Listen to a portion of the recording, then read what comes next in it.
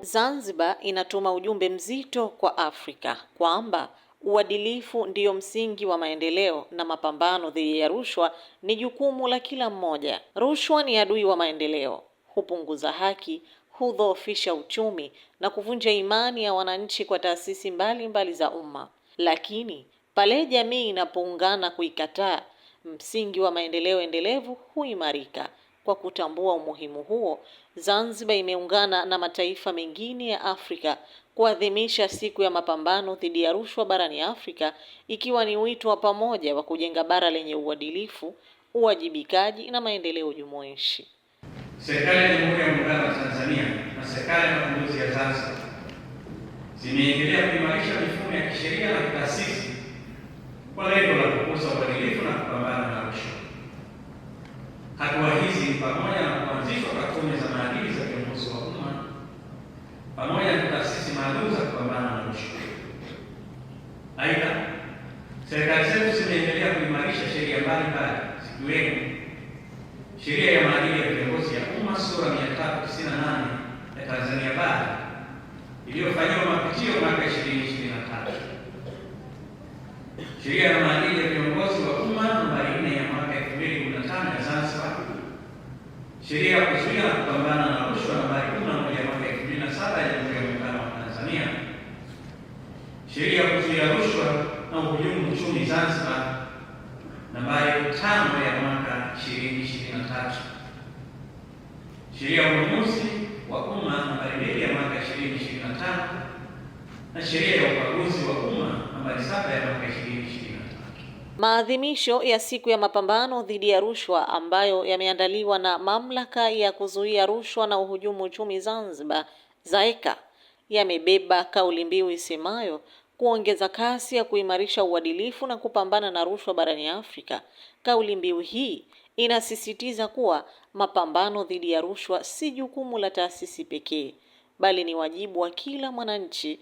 Serikali, sekta binafsi, taasisi za kiraia, viongozi wa dini, vijana na jamii kwa ujumla wanapaswa kushirikiana kuhakikisha maadili na uwajibikaji vinakuwa msingi wa utoaji wa huduma na maendeleo ya taifa. ZAECA pamoja na TAKUKURU walikuwa wakitoa elimu na mafunzo mbalimbali kwa wananchi kuhakikisha wananchi wanaelewa namna ya kuzuia na kupambana na rushwa. Hii itatusaidia nchi kusonga mbele. Kwa hiyo Mheshimiwa mgeni rasmi, sisi tunashukuru sana viongozi wetu ambao mara zote mmekuwa mkiendelea kutupa ushirikiano mkubwa, lakini kutupa miongozo mbalimbali inayowezesha kufanya kazi yetu kwa ukamilifu mkubwa.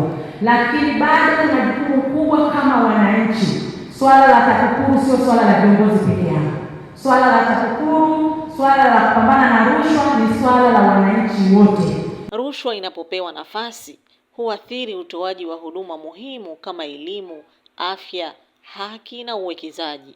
Hali hiyo husababisha matumizi mabaya ya rasilimali za umma na kupunguza fursa za maendeleo kwa wananchi. Ndiyo maana kuimarisha uadilifu kunatajwa kuwa nguzo muhimu ya kujenga taasisi imara na jamii yenye usawa. Mheshimiwa mgeni rasmi, TAKUKURU itaendelea kushirikiana na ZAECA na wadau wengine wote kuhakikisha kuwa vitendo vya rushwa na uhujumu uchumi vinatokomezwa nchini Tanzania. Tunaendelea kupata mafanikio makubwa katika kukabiliana na vitendo vya rushwa na uhujumu uchumi kwa kushirikiana na wananchi.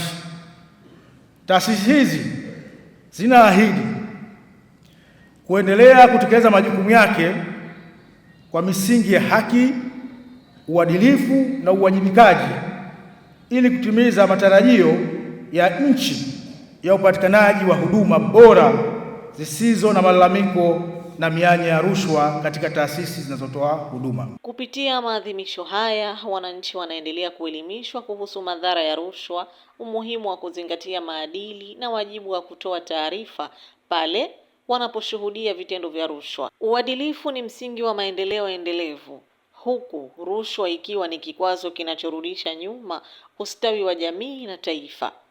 Kuimarisha maadili, uwajibikaji na uwazi katika kila sekta kunafungua njia ya kujenga taasisi imara, kulinda rasilimali za umma na kuhakikisha maendeleo yanawanufaisha wananchi wote.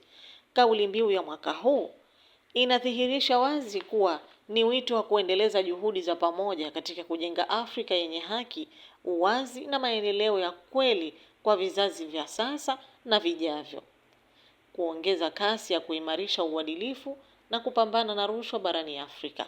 Nusra Khamis, UBTV.